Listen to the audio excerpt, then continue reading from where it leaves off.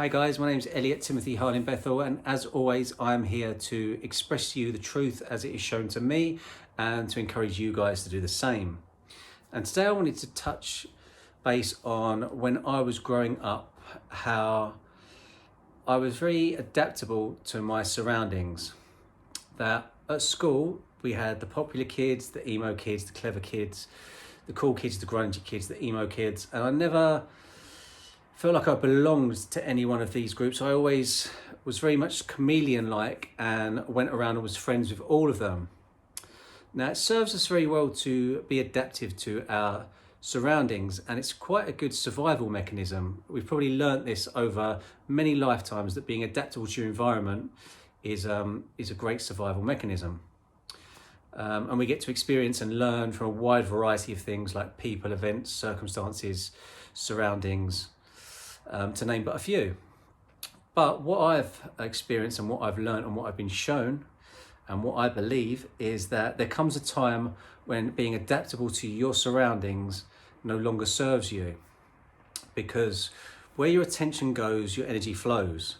It's a Tony Robbins saying, and where your energy flows is basically what you create, because positive thoughts and negative thoughts are always going to exist, but whichever one you charge with your attention and therefore your energy is the one you bring forth into your reality.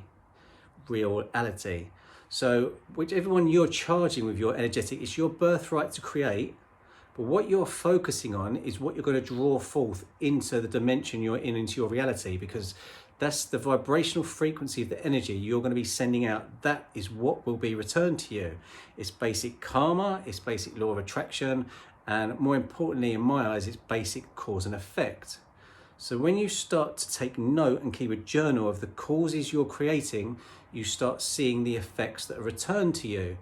Therefore, not predicting the future, but creating the future. If you're constantly adapting to your surroundings, you're giving away your birthright, because you're giving away your energy to something which generally, if you giving your energy away to something, it's going to be the collective consciousness, which is a mass reality, of thought forms that are being thought by the general public. Now, this mass reality, or this collective consciousness, used to be controlled by the media, because so many people watching TV and giving their energy and their attention and their beliefs to what they were seeing on the TV, this was then being thought and sent out. And when you send out a thought, it's like a vibration.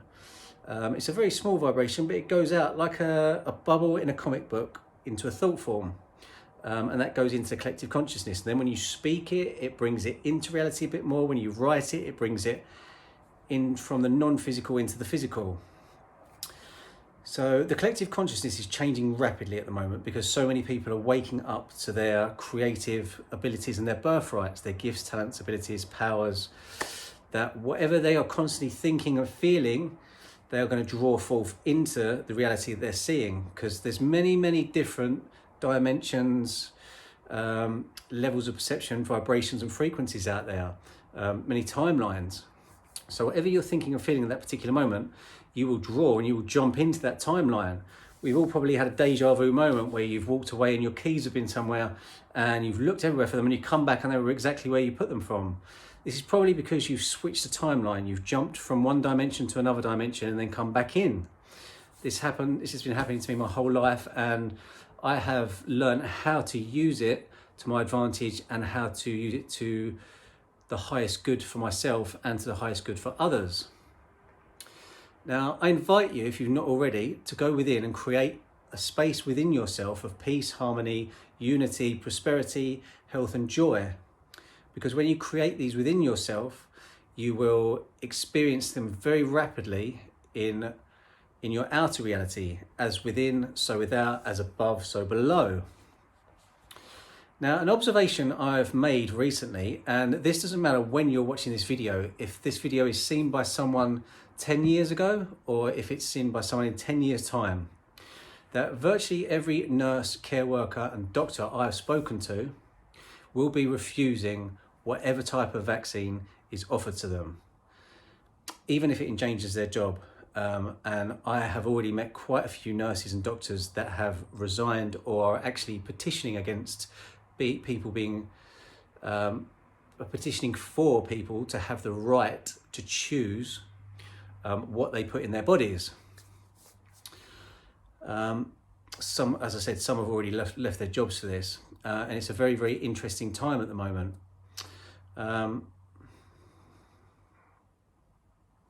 Basically, you have always been the creator, and you will always be the creator of your reality. But are you giving that creative energy to the collective consciousness, or are you going to step back within and create this world within, and then start creating your reality instead of being adaptable to your surroundings?